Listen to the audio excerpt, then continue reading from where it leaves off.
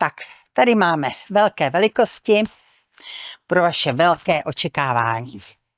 Například džíny do pevného pasu, barvě světle modré šúchané, džíny, tmavě modrá džínovina, samozřejmě elastan je součástí, vždy černé, pevný pas, používají se i jako trochu společenský, šortky, džínový střih, super, tenonký materiál, elastické, kdo nemá rád pevný pas, džíny do gumy, temně modré, šortečky do gumy, džínového střihu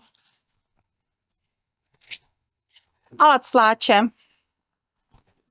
Velmi slušivé. Kdybych